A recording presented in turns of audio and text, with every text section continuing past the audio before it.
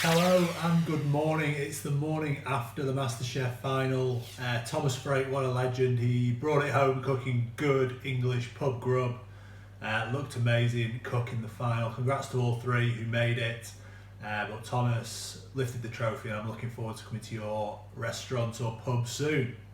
I thought this morning we'd cook something, a bit of a kid's favourite, but I like to eat them too. They are not very good for you, but they taste amazing. So these are my triple chocolate chip cookies. So I'm using 3 kinds of chocolate. We've got milk, we've got white and dark. And crucial element here is you whack them straight in the freezer, because when we put them in the oven we want them to be as cold as possible, so hopefully they'll stay intact as chips.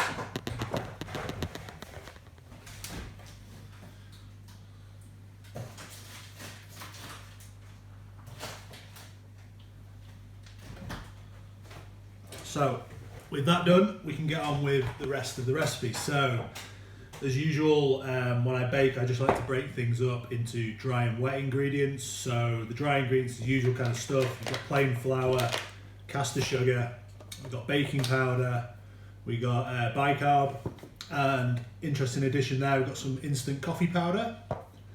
And then for our wet ingredients, we've got 2 eggs, 2 large eggs. I'm going to add some almond extract. And we've got butter, unsalted, and that's about it. So the recipe calls for you to start off by creaming the butter and sugar, but I don't have a stand mixer to do that. So what I've been informed reliably is that if you add the sugar and the egg initially, is that the right way around? No. Butter and the egg initially, using the blade attachment, then add the sugar, you get the creamed effect. You don't quite get the whip or the air through it, because we're making cookies, that's not a problem. So we're going to give that a go. So, straight in with our butter. All the exact amounts will be in the comments at the bottom of the recipe, so I'm not going to tell you the exact amounts now, at least not all of them, but this is roughly 230 grams of butter. Just cubed, and it's come straight out of the fridge, so it's cold. And then we're going to go in with our 2 large eggs. So that's the butter and the eggs creamed together. Now we're going to add our sugar.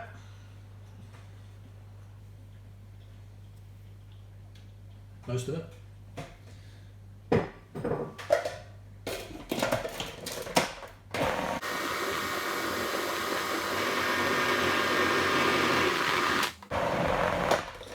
Okay, and we won't forget to add our vanilla extract as well.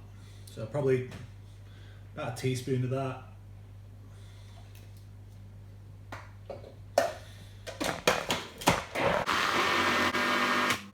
Okay, so that's our wet ingredients incorporated there, nice and smooth. Now we're going to add all of our dry ingredients at once, and again just mix to incorporate, probably for 2 to 3 minutes on this. We want it to be completely mixed, and then we should be ready to boil it up.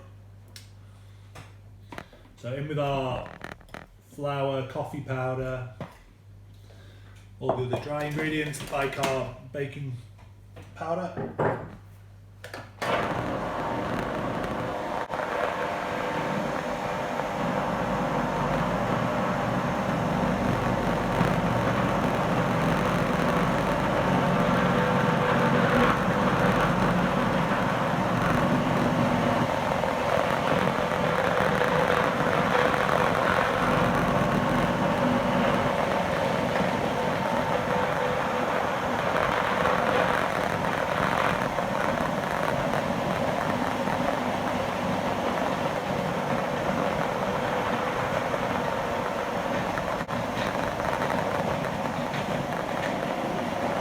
Few minutes later. So two to 3 minutes there, incorporating that into a cookie dough. Now we're going to add, we'll just give it a quick scrape down, just make sure all our ingredients are mixed.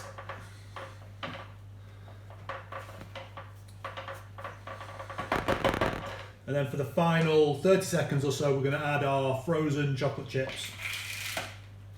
Obviously we don't want to blend these until they just become part of the mixture, so it's really a case of almost pulsing it, trying to mix them evenly through the mix.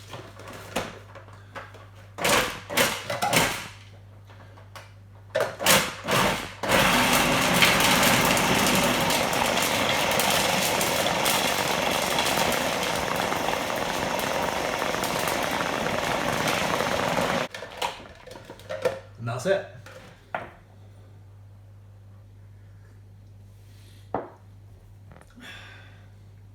Okay, so our cookie dough mix is made now. It smells awesome. I love the combination of the coffee and the almond.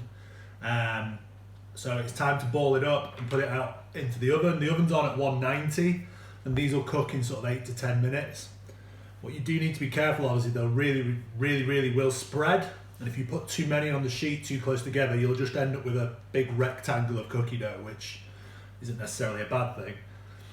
A melon ball is really good for kind of your portion size, so just use that to get a ball. And then onto this is a Silpat sheet, but you can use just an ordinary tray with baking sheet on it as well.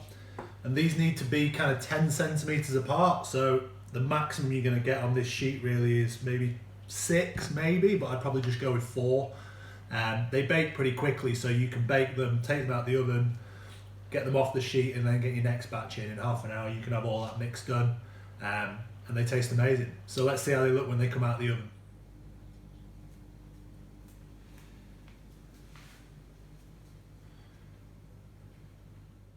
Okay, so 10 minutes, first batch are out the oven, and they are looking good.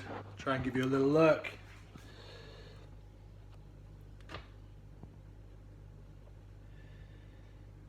Beautiful.